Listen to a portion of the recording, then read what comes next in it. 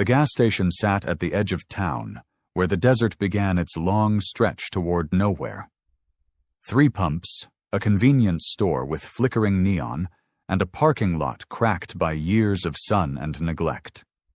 It was the kind of place people stopped at because they had to, not because they wanted to.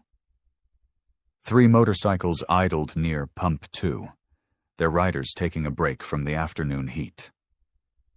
The leader, a woman called Red for the auburn hair that fell past her shoulders, stretched her back and surveyed the empty landscape. Beside her stood Diesel, a man built like a mountain with tattoos covering both arms, and Mouse, lean and quiet, whose nickname belied the sharp intelligence in his eyes. They were Iron Phoenix MC, heading north after a charity ride in Phoenix, still 200 miles from home. Red was reaching for the pump handle when she heard it. A sound that didn't belong to the desert silence. Crying. Not the frustrated tears of a tired traveler, but something desperate, terrified. She turned. A little girl was running across the parking lot from the direction of the rest area, her pink backpack bouncing against her shoulders. She couldn't have been more than 7 or 8, dark hair in 2 braids, sneakers untied. Her face was red and streaked with tears. The girl ran straight toward them, not to the store, not to the cars at the other pumps. To them. "Please," she gasped, nearly tripping as she reached Red. "Please, he won't leave me alone. He keeps following me." Red crouched down immediately, her voice calm despite the adrenaline that had just spiked through her system. "Who, sweetheart? Who's following you?" "The man," the girl said, looking back toward the restrooms. "He said he'd help me find my mom, but she's not lost. She's inside. He keeps trying to make me go with him." Diesel and Mouse had moved closer, forming a loose semicircle around the child. Not crowding her, just present. "What's your name?" Red asked. "Lily." "Okay, Lily, I'm Red. This is Diesel and Mouse. You're safe now. Can you point out which man?" Lily's hand trembled as she pointed. A man was walking toward them from the restroom area, purposeful, but not rushed. He was maybe 40, average height, wearing cargo shorts and a polo shirt. Sunglasses hid his eyes. Everything about him screamed ordinary, unmemorable, the kind of person you'd pass without a second glance. "Lily," he called out, his voice carrying concern, relief. "There you are. I've been looking everywhere." The girl pressed herself against Red's leg. "I don't know him." Red stood, keeping herself between Lily and the approaching man. Her posture didn't change much, but something in her stance made Diesel and Mouse shift positions too. Casual. Ready. The man reached them, slightly out of breath, offering an apologetic smile. "Thank goodness. She wandered away from her mother. I was trying to help her find the right car." "That so?" Red's voice was neutral. "Where's her mother?" "Oh, she went inside, I think. I was just walking back to my car when I saw Lily here looking confused." He reached out a hand. "Come on, sweetie, let's get you back to your mom." "Lily says her mom's inside." Mouse spoke for the first time, his voice quiet but carrying an edge. "Says she's not lost." The man's smile tightened just a fraction. "Well, kids get confused. She was clearly upset when I found her." "I wasn't confused," Lily said, her voice small but firm. "I went to the bathroom, and when I came out, he was there. He said my mom was in the wrong car and I should come with him to find her. But I know which car is ours." Red tilted her head slightly. "Why didn't you just point her toward the store if you thought her mom was inside?" "I did. She didn't want to go." "He didn't," Lily interrupted. "He kept trying to make me walk to the parking lot, the far end where there's no cars." The temperature seemed to drop, despite the desert heat. "Look," the man said, his tone shifting toward irritation. "I don't know what she's told you, but I'm trying to help. Kids make up stories when they're scared." "Didn't make anything up," Lily said. She looked up at Red. "My mom's name is Dr. Sarah Chen. She's inside getting drinks. Our car is the blue Honda right there." She pointed to a vehicle 3 spaces down. "Well then," Diesel rumbled. "Easy enough to verify.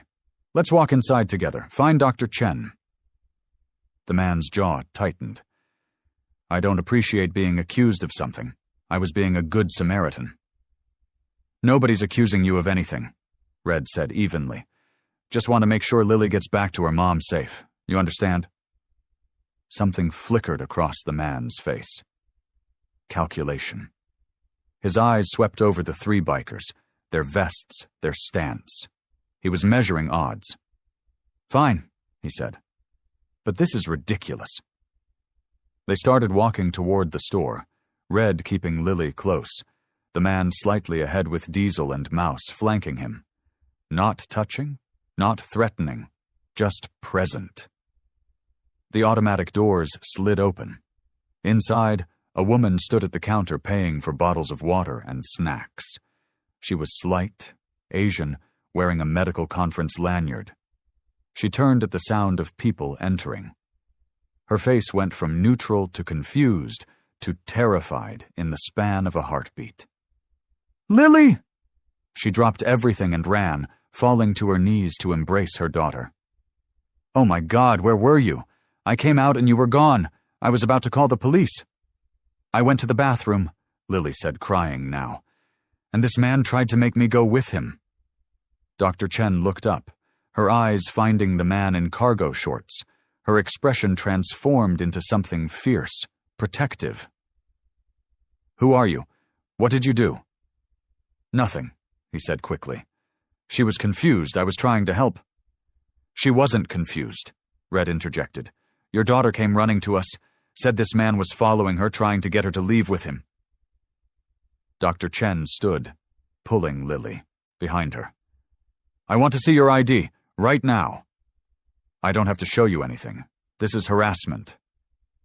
"Actually," Mouse said quietly, "police are already on their way." Everyone turned. The clerk behind the counter held up his phone. "Called them soon as I saw what was happening through the window. They said stay put." If you believe in the power of observation, in trusting your instincts, and in the courage it takes to speak up when something feels wrong, then pause for a moment. Like, comment, share, and subscribe to Bike Diaries. Tell us in the comments where you're watching from today, because this story will remind you that heroes come in all sizes, and sometimes the smallest voices carry the most important messages. The man's composure cracked.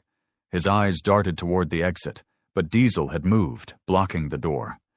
Not aggressive, just standing there, immovable. "I didn't do anything," the man said, voice rising. "This is insane.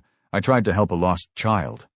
"She wasn't lost," Dr. Chen said, her voice shaking with barely controlled rage. "She knew exactly where I was, where she was.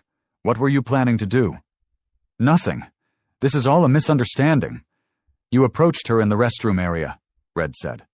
It wasn't a question. "Isolated spot. Told her she was confused about where her mom was. Tried to lead her away from witnesses." "How many times have you done this?" Mouse asked softly. The man's face went pale, then red. "I want a lawyer. I'm not saying anything else." The sirens were audible now, growing closer. 2 sheriff's vehicles pulled into the parking lot, lights flashing. 4 deputies emerged, hands near their weapons as they took in the scene. The senior deputy, a woman with gray streaks in her dark hair, entered first. "Someone want to tell me what's going on?" Dr. Chen spoke first, her words tumbling out. She explained about the conference, the quick stop for gas and snacks, how Lily had asked to use the restroom, how she'd come out to find her daughter gone, panic setting in, how she'd been about to call 911 when they'd walked in. Lily gave her statement next, clear despite her tears. The man approaching her when she left the bathroom. His insistence that her mom was in the wrong place. How he'd tried to guide her toward the empty part of the parking lot. How she'd pulled away and run, seeing the bikers and something in her telling her they'd help.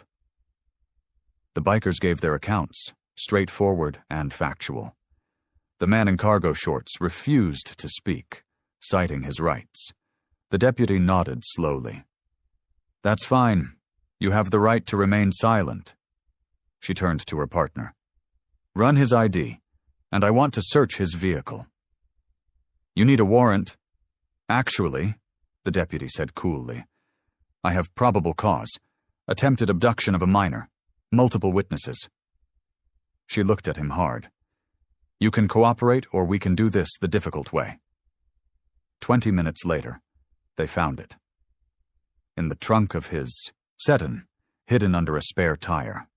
Zip ties, duct tape, a prepaid phone, children's clothing in various sizes, and photographs, dozens of them. Different children, different locations, some at parks, some at rest stops, some walking home from school. The deputy's face went stone cold. She called for backup, for detectives. The man was handcuffed and placed in the back of a patrol car, his rights read to him in a voice that could have frozen fire. Dr. Chen held Lily close, rocking slightly, tears streaming down both their faces. "Thank you," she whispered to Red. "If you hadn't been there, if she hadn't found you." Her voice broke. "She's a smart kid," Red said. "She trusted her instincts, ran when she knew something was wrong." "But she ran to you. Why? Most kids are taught to be wary of bikers." Red smiled slightly. Maybe that's changing. Or maybe she saw what she needed to see. People willing to stand between her and harm. Detective James Hartley arrived 40 minutes later, having driven from the county seat. He spent 2 hours collecting statements, examining evidence, coordinating with other agencies.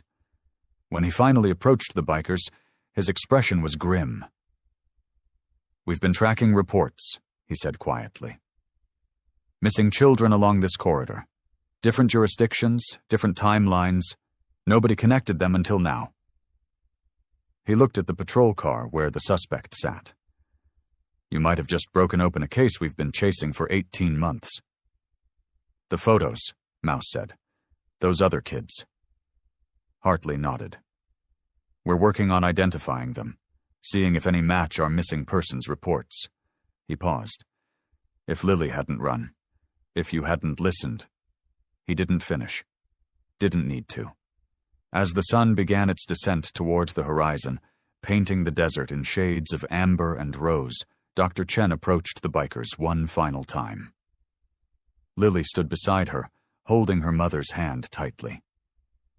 "I want you to know," Dr. Chen said, "I teach my daughter to be careful around strangers, to find security guards, police officers, store employees if she needs help." She smiled through her tears. "I never thought to tell her to look for bikers." "Maybe there's a lesson in that," Diesel said, his gravelly voice gentle. "Heroes don't always look like what you expect." Lily stepped forward, pulling something from her backpack.